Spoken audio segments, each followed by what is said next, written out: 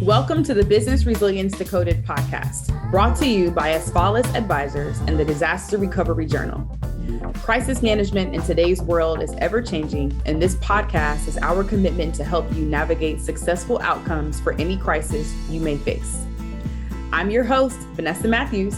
I specialize in providing insights and solutions for crisis, continuity, and resilience across industries from real estate and healthcare to terrorism in the airline and transportation worlds. No matter what industry you're in, this podcast will provide you the tools to build resilience in your organization. Welcome back to another episode of the Business Resilience Decoded podcast. Today, I'm super excited because we're going to be speaking with Brock Long. He's the executive chairman of Haggerty Consulting. And the topic for today's episode is what you need to know about infrastructure for emergency managers. But before we get started, I want to share a few resilience resources and reminders. In Asfalis News, there's 3 things that you need to know. Number 1, if you want to recommend someone to be a guest on our podcast. Number 2, if you would like to download our 5-step crisis strategy that you can use to navigate any business through any crisis in any industry. And if you would like to request me, your host, to be a speaker for an upcoming program you have in 2022, all 3 of those links can be found in our show notes. For Disaster Recovery Journal, if you would like to learn more about upcoming webinars on Wednesdays, the DRJ Journal Conference, as well as the journal itself, you can also find those links in our show notes for today's episode. And lastly, if you enjoy our podcast, like, comment, review on Apple Podcasts. The more that you guys do this, it helps us to know where to find you. But secondly, it helps us to know that you're actually getting value from this content. So let's dive right in and meet our guest, Brock Long. How you doing? Vanessa, it's great to see you. Yeah, it's good to see you. I had a good time meeting you then in Charlotte during the Hood Hargett breakfast. Yes. So for our listeners, I had a chance to meet Brock actually in 2021, and I couldn't stop laughing, number 1. But number 2, it was just really, really great to hear a former FEMA administrator to talk through their experiences. And so I stood in a line and I was like, hey, Brock, would you mind speaking to us on our podcast? And he agreed. So today you guys are going to get some exclusive time to hear from Brock Long. So thank you. Yeah, absolutely. I probably couldn't find anybody better. All right. So first question is, where are you located? What part of the world are you in? Is it cold or hot? I am 45 minutes north of you in Hickory, North Carolina, just north of Charlotte. So I was kind of born and raised in Catawba County. Never thought I would move back here after college, but my wife and I have found that this is a great place to raise 2 boys, and we're trying to do the best that we can at that. So let's get into some of our questions today. So you've been in emergency management for over 20 years. And I LinkedIn stalked you before the interview today. So can you talk us through, when your career kind of started back in 99 and up to 2017? Well, I mean, I've had a tremendously blessed career and been able to do some amazing things in a short time. And honestly, I think that, I stumbled into emergency management. I went to Appalachian State University. Wasn't sure what I wanted to do after I completed my undergraduate. So I went to get a master's in public administration with a focus on city county management. But while I was there, I was exposed to the whole realm of emergency management and FEMA. But in 1999, nobody really knew what FEMA was. And, the career of an emergency manager was pretty, it wasn't defined. And I really feel like I got into the career field at the right time. And was able to excel as a result of that and help to professionalize what we do as emergency managers. And, my first job out of school was in Savannah, Georgia with the Georgia Emergency Management Agency, where you went to school at Savannah State, if I remember correctly. Yep. And lived there and did school in university safety. Became a hurricane program manager involved with designing state evacuation plans for the state and coordinating with the states around us. Interviewed with FEMA on the morning 9/11, FEMA Region 4, and got the job somehow, became a hurricane program specialist and was promoted to a hurricane program manager for FEMA Region 4. So I had Mississippi to North Carolina, those 6 coastal states, and was largely in charge of evacuation planning and ran an operational team at the National Hurricane Center called the Hurricane Liaison Team. And we would watch hurricane forecasts come in, try to turn the forecast into risk and vulnerability assessments for our local and state partners to Department of Defense, whoever may needed the information.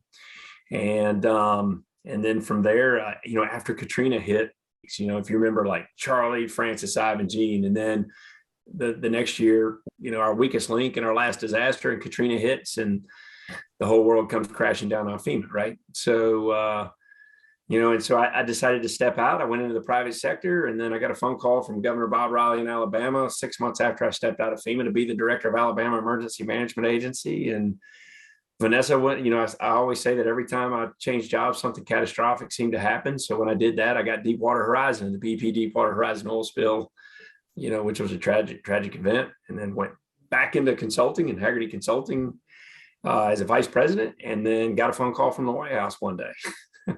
So let's pause right there, because that was a lot. So first, shout out to App State. My old colleagues at Lowe's, it was App State territory. That's right. That's right. We call it the App State Mafia, by the way. That's what it is. That's how. Oh gosh.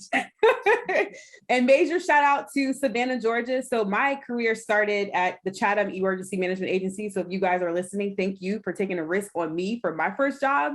And shout out to Savannah State University as well, and to GMA. Thank you. Absolutely. Absolutely. So I have a couple questions here. So 2017 happens. You get a phone call from the White House. First of all, like, where were you when you got the phone call? Did you really believe that it was them calling you?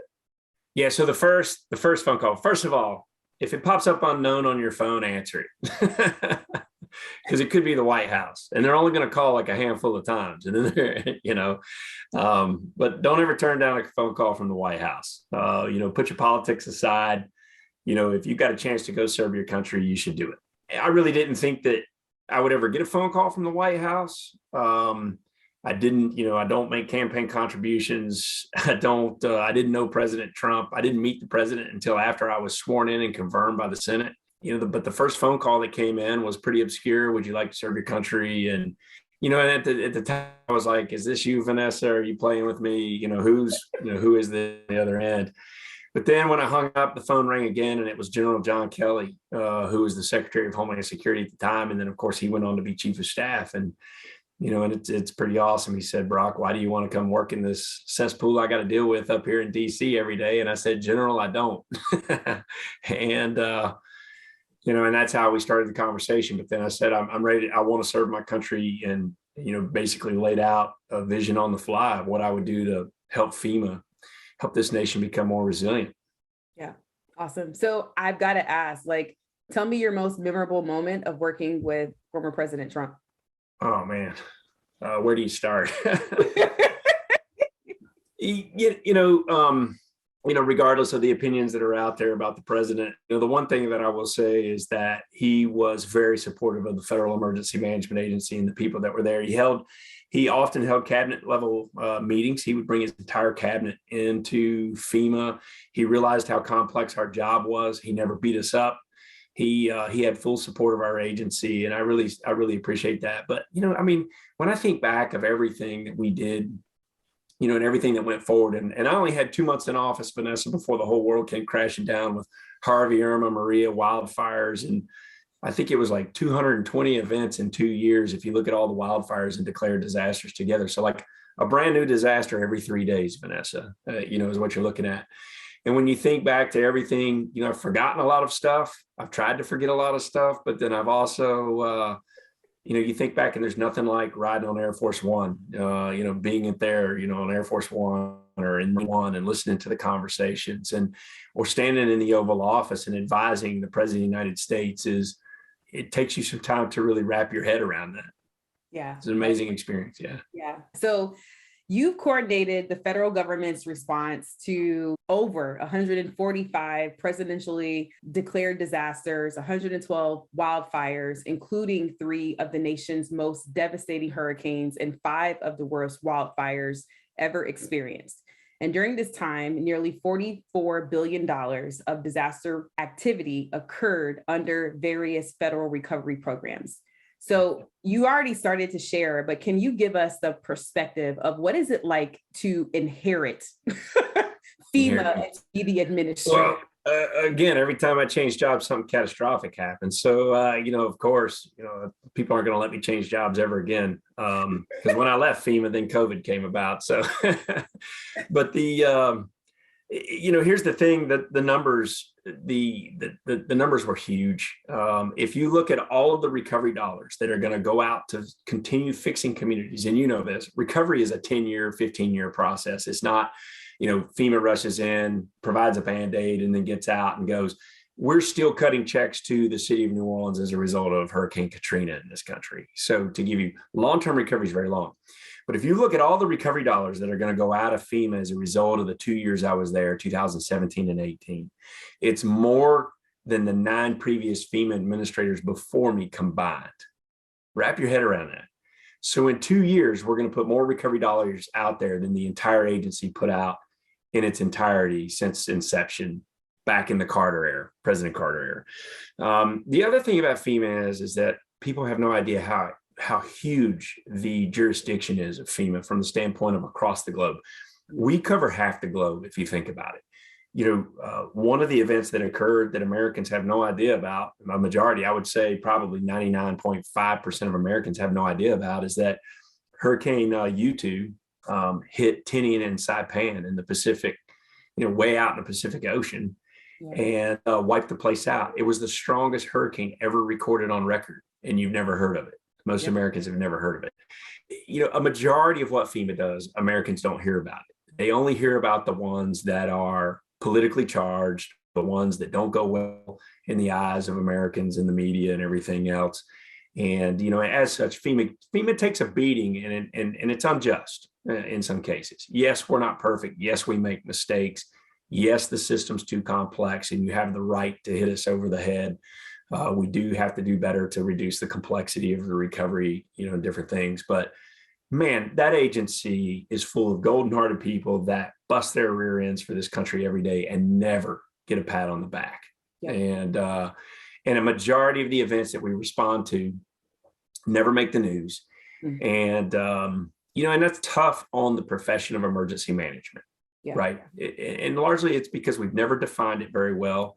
People don't understand what our mission is, and FEMA's mission is huge. When you come into FEMA, you're briefed on all these programmatic aspects.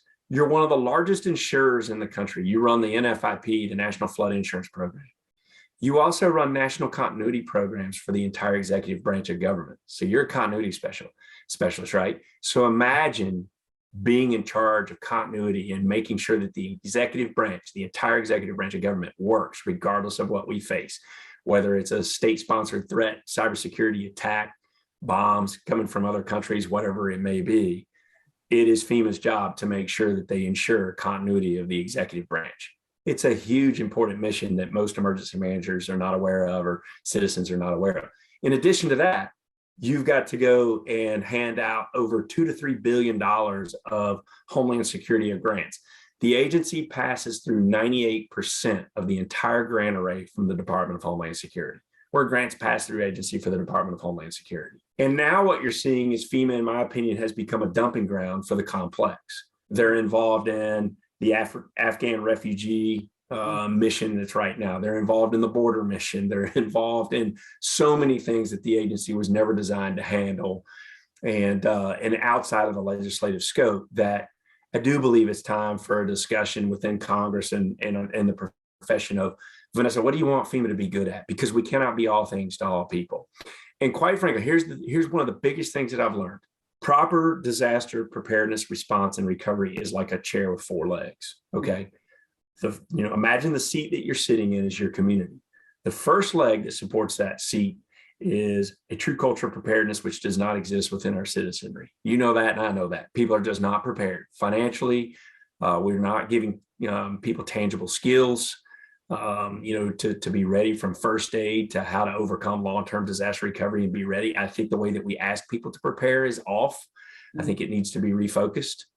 The second leg of that is, going back to that first leg of a culture of preparedness, neighbor helping neighbor is the most important thing in the entire disaster response, right? Understanding how to help your neighbor, is incredibly important. The second leg is a strong state and local government, right? You've got to have a strong state and local government response. It is a governor's disaster, not FEMA. FEMA's assistance is designed to support a governor and help them overcome their gaps when responding to disasters or preparing for disasters, right? The third leg is the private sector, Vanessa.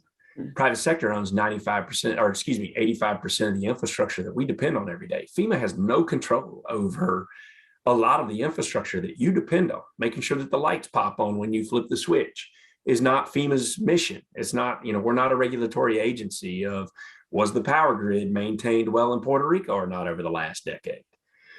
So the private sector really leads the charge in the future of resilience and climate change, in my opinion, not the federal government. And then the fourth leg is FEMA.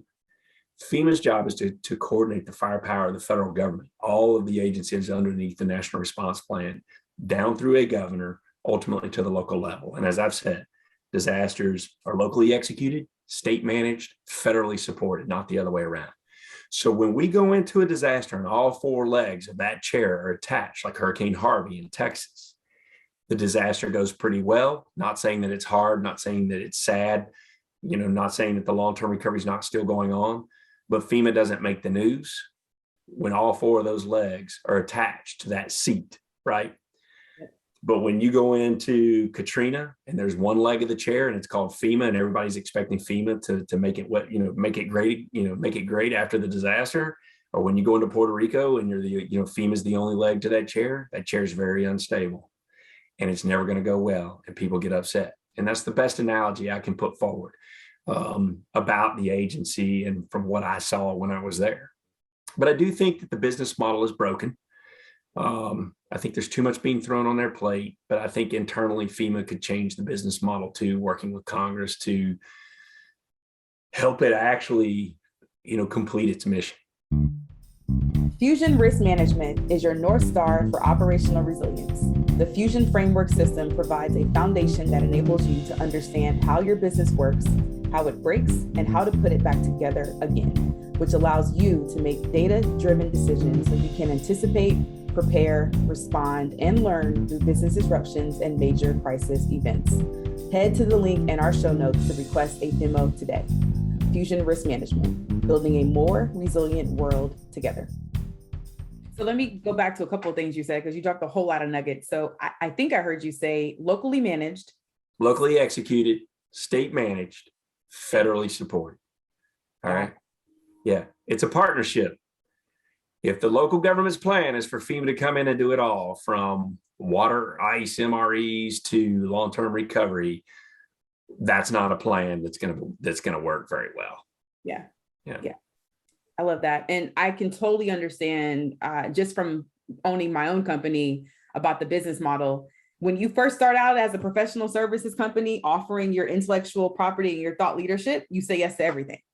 And there has to come a time in your business where you're like, no, it's a complete sentence. And we don't do that. Yeah. Bite off what you're good at, right? Yeah. That's the same problem we have with Haggerty Consulting is that unfortunately we probably turned down a lot of business that I would love to be able to do, but it's just not our expertise, or we have focus areas in other places.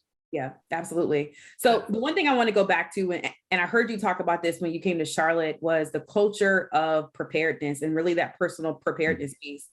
And one thing that you have honestly changed my perspective on is you cannot be resilient as a community if financially the people in the community don't have the means to be able to get there. So I know we're focused on infrastructure, but can you just dive in a little bit more about the importance of financial resilience and specifically maybe what you've seen some other communities do to help people? So in 2017, when Harvey, Irma, Maria hit, the numbers were off the chart at FEMA. When it came to the number of people we were entering into FEMA individual assistance, there's two forms of recovery assistance. There's individual assistance and public assistance. Public assistance fixes infrastructure that's uninsured.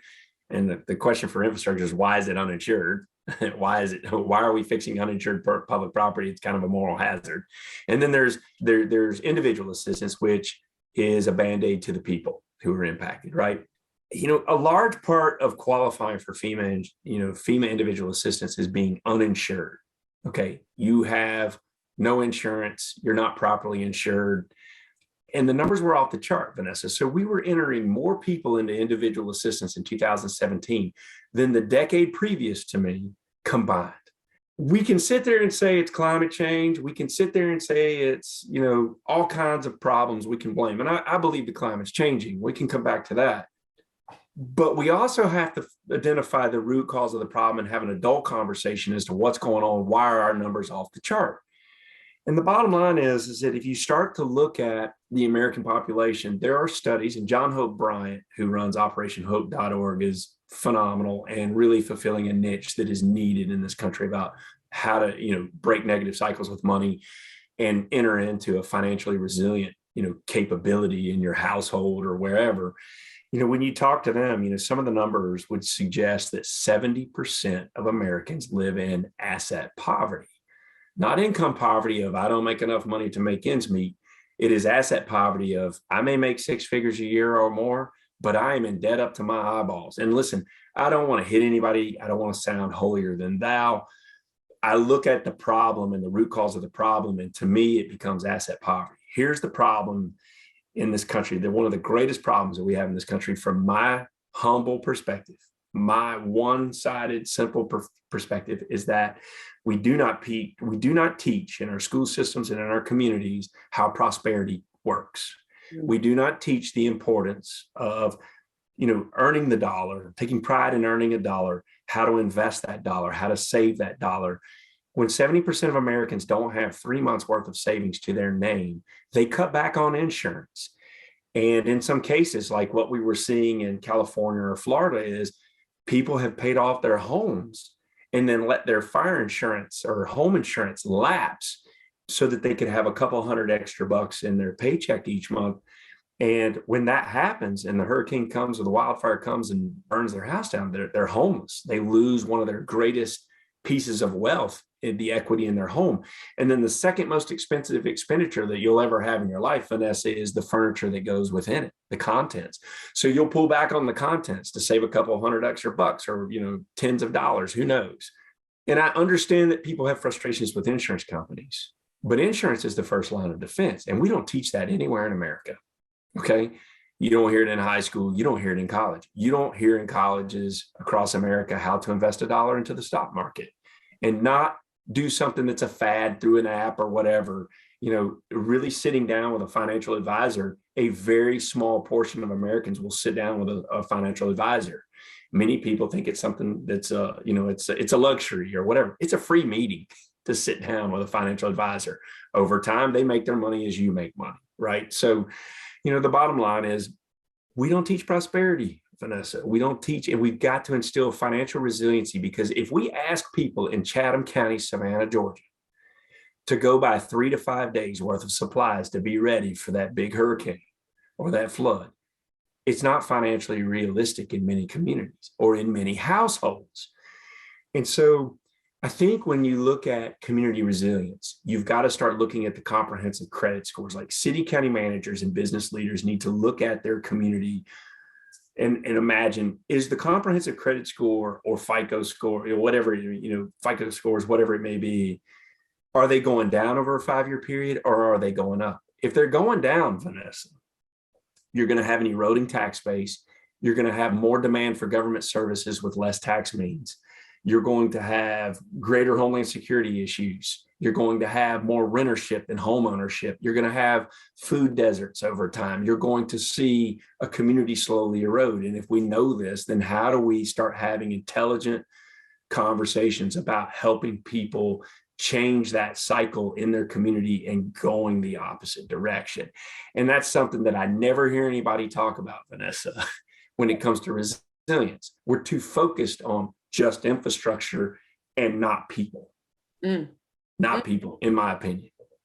And people may hate me for saying that. People may, vehemently disagree with what I'm saying, but take a look around. Everybody looks good. But I think a lot of people are really struggling behind the scenes and pulling back on the things like insurance being properly insured. Yeah. So but then again, we don't teach it.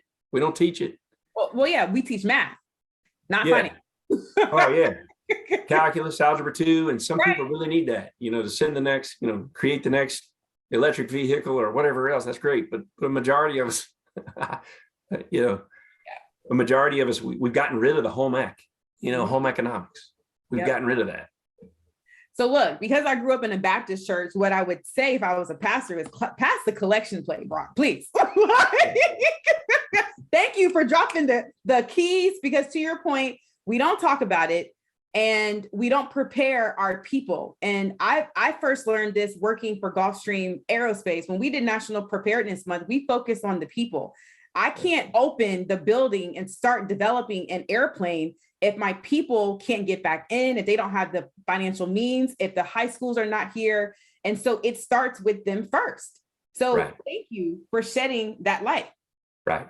You take a company like Gulfstream, 10, 15,000 employees worldwide, globally. You're in Savannah, you're in Israel. I think you're going to be in China, whatever. I don't know, global company. If your employees are not resilient at home, from just having a roof over their head to financially, whatever, they're not going to be any good to you if you're calling upon them to be part of your response plan for your company either. Yep. And, and it's something in how many business leaders who, you think back to all your jobs, Vanessa, which owner of a company or which government leader taught you about how the 401k plan actually worked and why you should do it? I bet it's a big fat zero, and that was one of the biggest mechanisms that Congress put in place for people to help them with understanding how retirement is. But they don't teach it in government, the thrift savings plan and government, people are not told about the tax advantages and compound interest over time, how to, diversify their funding and different things. And, it's something that I've become passionate about, and it's a difficult conversation to have. But I do believe that if we can do that, man, we could overcome so many other problems. I mean, so many other societal problems by teaching people how prosperity can work in America. Absolutely. So I'm going to go back to infrastructure now for that. So infrastructure in the US, it's becoming, maybe not even becoming is the right word anymore. It is prone to failure. What are some of the primary drivers of that failure? You talked about root causes earlier. Deferred maintenance right off the bat. In some communities, if they are not upkeeping the infrastructure, now there's two types of infrastructure. There's government-owned infrastructure and privately owned infrastructure. Let's go back to the government-owned infrastructure. That could be, FEMA, classifies infrastructure different ways. And, you look at a beach, a human-made beach, a public beach that's maintained by people for the government is technically infrastructure because it generates sales tax revenue. But if you don't maintain that beach, or the roads at the local level to get to that beach, then why should FEMA come in and fix it? Yeah. After the fact, and so deferred maintenance is one of the biggest problems on public infrastructure, so making sure that, when you budget, your operational budgets, it's hard for some communities to generate the tax revenue or, to be able to put into their operational budgets to do the maintenance needed on the publicly owned infrastructure. The other thing that we saw, and like going into Puerto Rico and different things, when you see so much of the infrastructure owned by the private sector, you realize you're not in control of it. And look at the energy industry. How much of the gas industry is owned by the government? How much of the electricity industry is owned by the federal government? How much of the grocery store supply chains are owned by the federal government? These things are not in my control at FEMA. And, and it's not the Federal Electricity Management Agency. Everybody wants to point to FEMA to tell FEMA, hey, get the lights back on. That's not what we do. Okay. Who owns that infrastructure is what you've got to start asking. So if you're a local emergency manager in Chatham County, let's go back to Chatham County, talk about our friend Dennis Jones, the director there, right? In my opinion, and Dennis, I hope you listen to this podcast, you should be thinking about who owns the infrastructure in your community first, divided into government owned, private sector owned. If it's private sector owned infrastructure, from the grocery store supply chains to the power, they need to have a spot in your emergency operations center. And they should be not dictating, but coaching you on where they need the government to step in and help them get their services back up and running, rather than the government thinking that they're the incident commander of this disaster and truly in charge, because that's garbage. So for example, if you're a grocery store supply chain, provider, your job is to get food from some wholesaler or whatever, put it into the stores.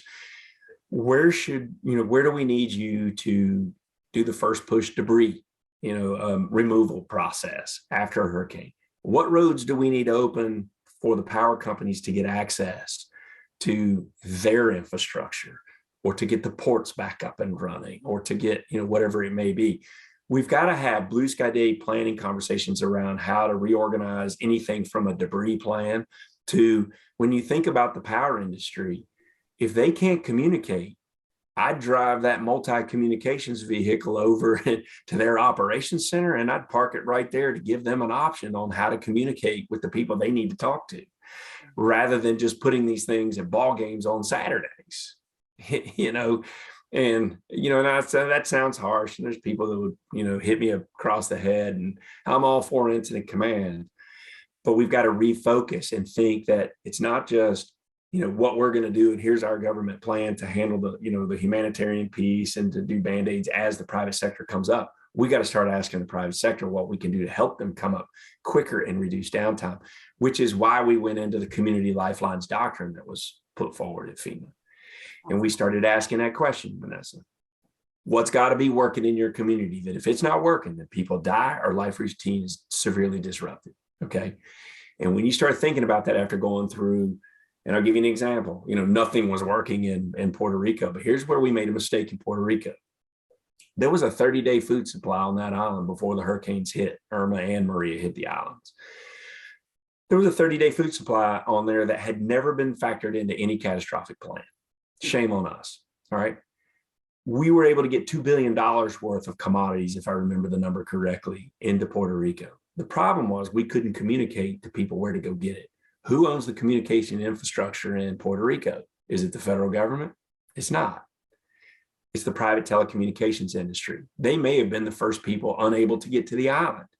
So we should have prioritized, instead of food and water, people with the ability to get the communication systems back up and running, to be able to communicate to people what's going on, where to go get first aid to food to whatever they needed, right? And backfilled the 30-day food supply with logistics, emergency logistics, in my opinion, right? So when Hurricane Lane was threatening Hawaii the very next year, or the same year, I can't remember what year, it was like right after Maria, the first phone calls we made were to the grocery store chains, the private providers, of saying how much food is on the island. And we learned that there's anywhere between a 3 to 6 day supply of food on the island in Hawaii. What happens if the ports are down? Let's do an estimate. It would take us 10 to 12 days to get the ports back up and running, airports to seaports, whatever it may be. So we need to backfill 12 days worth of commodities on that island for emergency purposes before the storm gets there. And so we were being smarter. And so we started to look at those things. And if you fix the power, for example, you fix the power, then you fix problems across all the other infrastructure. So we tried to rethink the way that FEMA worked with the private sector emergency managers, rethink the way that we work with the private sector. I mean, I could go on for 8 hours on that, Vanessa. Well, look, so at the time that this podcast has been recorded, the infrastructure bill that the Biden administration developed was recently passed by the House. It's pending Senate approval. And in Charlotte, at the airing of this podcast, the Vice President Kamala Harris was in Charlotte to discuss how many millions are coming to this city. And so the overall infrastructure package has $1 trillion of federal investments from transit, rail, broadband, upgrades, ports, electric vehicles, power, water systems, environmental remediation, just to name a few, right? Question for you, Brock. What does this bill mean for emergency managers? Because you know how you can hear something that sounds like it sounds great, but how do I fit in? How do we follow? Oh, yeah.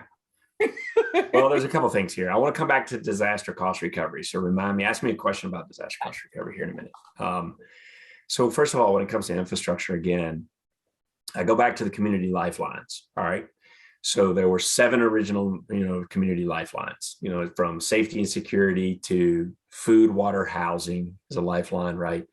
And then you've got power and fuel as a lifeline, health and medical as a lifeline, our hospital systems, which are public and privately owned, is a major lifeline, communications, which is a major lifeline. You have transportation in there, right? when you look at this money that's available, we have to be targeted. And I do think that unfortunately, many city county managers and budget officers across, states and local governments have been overwhelmed. They look like a deer in headlights right now with all the money that's been coming down as a result of ARPA and CRF funding and everything else. But we still have to take the time to be methodical about how we put this money to work that in a manner that does the greatest good. A lot of our infrastructure across this country, from bridges to airports to whatever, has not, it's been lacking. It needs, just day-to-day improvements to meet the demands of growing populations and use and different things that are there. But when an emergency manager thinks about this money, and let's just take like transportation, if there are roads that are and bridges that are constantly knocked out from flooding or blocked, from flooding or, natural disasters or whatever else, you need to target those and pinpoint those and get them in the queue for this infrastructure money as it comes to the state, and petition the states and whoever's going to be owning this money to help overcome that. And here's the importance of that. I-40 in North Carolina. You go east of Raleigh or east of Benson, North Carolina on I-40.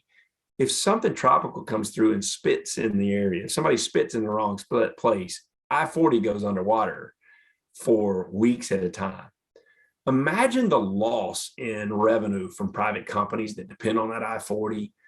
And if you've had minor damage along the coast of North Carolina where people can't get back to maybe muck and gut their home from some simple water damage or whatever, it goes from simple water damage to mildew. So it goes from minor damage to destroyed because they can't get home because of this infrastructure keeps flooding. And it's happened time and time and time again. We've got to identify the repetitive infrastructure that keeps getting damaged and replaced. Highway 12 in North Carolina along the coast. I often joke that it's been repaired 12 times. And when we have to repair it the 13th time, it'll be called Highway 13, Highway 14.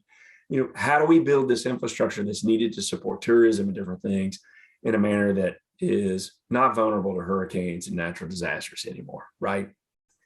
Infrastructure is so broad, and Vice President Harris was actually on the Senate Oversight Committee when I was in office. She was part of the Senate Oversight Committee that looked at FEMA to make sure that we were doing the right thing. So I do think that she's got a good understanding of what this means. But the other thing that we did while I was at FEMA is we got the Disaster Recovery Reform Act passed, which created the BRIC program, the Building Resilient Infrastructure in Communities program, right?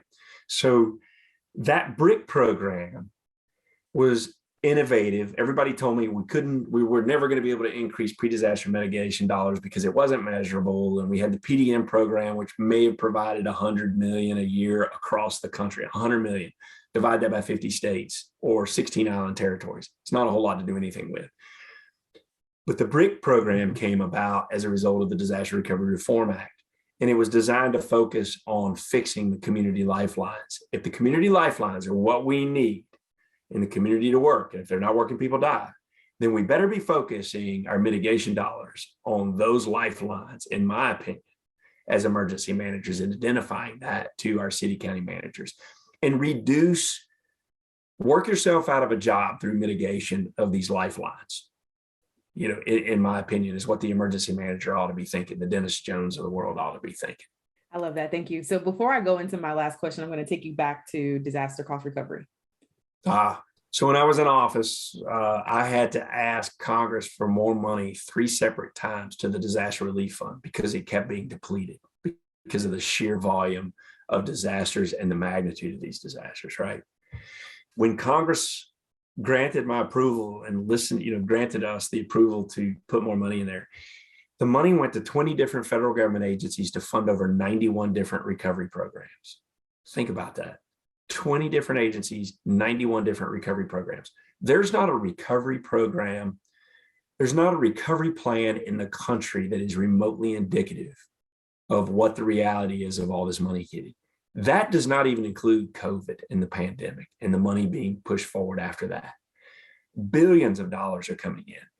And the city and county management, in the city and county governments have never been staffed appropriately, have never been educated on how all of these disaster recovery programs work. They have different strings attached from different federal government agencies. They don't have the ability, the IT system set up to track it all in many cases. They don't have the staff to administer the funding once they accept it and apply for it and accept it. But in many cases, it was just given to them. They don't know how to sequence this funding together, Vanessa, to do the greatest good with it. So you've had, for example, the CRF funding, which came about as a result of COVID, and then FEMA public assistance money is made available. You could use both funds to do the same thing, right? So a lot of people in communities use their CRF money to overcome the COVID disaster when they could have been reimbursed at 100% by using the FEMA PA funding and use the CRF money for something else. There's, our company at Haggerty Consulting, we help communities navigate this funding and help them sequence it together and become more resilient, stop the hemorrhaging and become more resilient as a result of getting it. Because the more money we get, the less we should depend on that money coming from the government in the future, when it comes to the disaster resilience. Yeah. And I think that there's so much money out there, Vanessa, if you're an IT specialist, if you could create the model that says, here's all the money you're entitled to, Mayor Matthews, if you had the computer model that could say, here's all the money and the way it comes down and it hits at different points, there's different ways you can use it. They would spit out, if the city of Charlotte would use this money or the city of Savannah would use this money in this manner over the next 2-3 years, you will be exponentially more resilient in the future. You'd be a very wealthy person. Because it doesn't exist. Nobody knows how to do that in this country. Yeah. Part of that is because the definition of resilience is in the eye of the beholder. It means different things to different people. Some people think it's solely around reducing the effects of climate change. Some people think it's around solely infrastructure. I also think that it's part of financial resiliency. Resilience is tough, and it's tough to, codify and then putting all this money together and ultimately, how do we score it? Shout out to Damian Walsh from Deloitte. We did a podcast probably, I guess 2 years ago now, but we talked about resilience is an interdiscipline and it means a lot of things. But to your point, there are several pillars that have to happen for the word resilient to actually be in existence. And unfortunately, where we are in this country, we can't have an adult conversation without people getting upset with each other. We can't really sit down and have an educated adult conversation around what it means. So much of it's politically charged, unfortunately. And what I've learned about disasters is they don't discriminate at all. They attack anybody and everybody. Yeah. So last question for you, Brock. So with all of this in mind, when I think about Oregon emergency management, when I think about, hey, Dennis, Chatham County Emergency Management, when I think about Atlanta Hartsfield Emergency Management Director, the City of Charlotte Emergency Management, Charlotte Airport Emergency Management, Texas, Florida, New York, New Jersey, when I think about all of those local, county, and state emergency managers, what does it look like tactically? What's the 3-step, 5-step tactical approach to truly achieve resiliency for those folks and then for the private sector? Get back to the basics with the citizens that live in your community. Make sure that the way you're asking, citizens to be prepared is realistic. For example, get back to the basics in the schools and in your community about CPR and first aid. 1 in 4 of us, according to the Red Cross, is going to do CPR in our lifetime. Probably going to be on your parents or your kids one day, right? And those are the statistics. But how many of us actually know how to do it? I mean, I think that in this country, we kind of look at somebody else and man, I hope Vanessa Matthews sure does know CPR. I think that that's the way that, a lot of us are, unfortunately. We got to get back to the basics on life-saving skills, how to help your neighbor in disaster. Neighbor helping neighbor is the most important thing, to the financial resiliency piece, all the way to the extraordinary side of buying a generator for your home. Okay, retrofitting your home for generator. The other thing is that when it comes to mitigation, here's the other thing. It can't be a government solution. I'm not a person that believes bigger government's an answer. I don't think that bigger FEMA is not going to be the answer to climate change and the future of disasters and saving lives. It's, we got to think things differently. Again, I think the private sector can organize and lead resiliency far better and quicker and more efficient than the private sector. So for example, Vanessa, why does the appraisal industry evaluate a home in Charlotte based on just location, square footage, the number of bedrooms, blah, blah, blah, blah, blah? But do they really dig down onto how the home was constructed? Did the homeowner put more mitigation capability into the house than their neighbor did? Why is that mitigated house not valuated much higher than the home that's not? We built more homes in the last year and a half than ever before during the COVID era. To what standard as well? Okay. To what standard? To the minimum standard of every state or community. Yeah. Not to a standard that can withstand what Mother Nature is going to throw at us tomorrow or into the future with a changing climate. I kind of laugh at a lot of the discussion. Until you pass proper land use planning, residential codes and building codes, and reward the homeowners who go beyond the building construction and put mitigation into their homes, FEMA's never going to be able to win. Okay. So and the emergency manager is not going to be able to win. They've got to be able to eloquently articulate why land use planning, residential codes, and all of that I just talked about, and tangible skills to our citizenry is important. Then you've got to be able to understand that an emergency manager in the future has also got to be able to teach their superior, their bosses, mayor, governor, this is what you're entitled to as a result of going through this disaster. Let's set up your goals, your recovery, your response and recovery goals. Let's grab the money you need, not necessarily all of the money that you're entitled to, but let's grab the money that you need and that we can realistically handle. And let's sequence that money in a manner that helps us stop the hemorrhaging and become more resilient down the road. A disaster, one of the biggest things that's missing from the National Disaster Response Framework that FEMA put out is that the first element of that plan should be a cost recovery plan that has the emergency manager really helping the finance divisions of these local and state governments understanding what they're going to do, how they're going to attract this cost, what they're entitled to, understanding what they're entitled to and how to use the money, right? Until they do all that, the emergency manager's response job and long-term recovery job is going to be even harder and harder and harder down the road. When it comes to the BRIC grant that's out there, over $1 billion and more money was put into the BRIC program through the infrastructure bill that you were talking about earlier. As I understand it, more money was put in there. There's also HUD Community Development Block Grant Disaster Recovery Mitigation funding, over $5 billion that was put out there. There's over $8 million in post-disaster FEMA home HMGP hazard mitigation grant program money out there. The money is there, but you've got to educate and go through the training courses and understand how to go get it.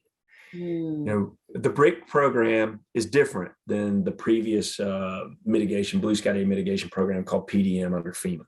Stop applying for the BRIC program like you would PDM. Okay, it's not the same, right? You know, look at what was a successful formula for the communities that won the previous BRIC grant over the last year or two, right? And then you've got to adopt that and write thoughtful applications to go after that because you are competing. Ask the state how much post-disaster mitigation funding is in your state. Most city and county managers have no idea that there could be hundreds of millions of dollars. There's hundreds of millions of dollars in the state of North Carolina for mitigation right now that was as a result of, Hurricane Matthew and Florence, right? Who's educating them on that? It should be the emergency manager and how to go after that funding and put it to work. And then, again, here's my advice. If you're an emergency manager, practicing right now, a failure in logistics is unacceptable. You're going to get fired for a failure in logistics, and you're going to get fired if the community in which you represent fouls up millions of dollars of recovery funding. I have yet to see an emergency manager ever fired because the mitigation plan was lackluster. We got to flip that over on its head. Community leaders should be fired. Emergency managers should be fired for not doing the right thing to protect their communities from the future of disaster. That's what you call dropping the mic. Brock, thank you. Thank you, Vanessa. And good luck to you. And don't be a stranger if you ever come to Hickory, North Carolina, lunch on me. Hey, look, I will definitely be there. Look, just say the word. Thank you for listening to the Business Resilience Decoded podcast, brought to you by Asfalis Advisors and Disaster Recovery Journal. Make sure you check out the show notes for this episode to see all the upcoming events, programs, and ways we can support you. Make sure you subscribe to the show wherever you get your podcasts, leave us a review, and share it with a friend. Thanks again, and I'll talk to you in the next episode.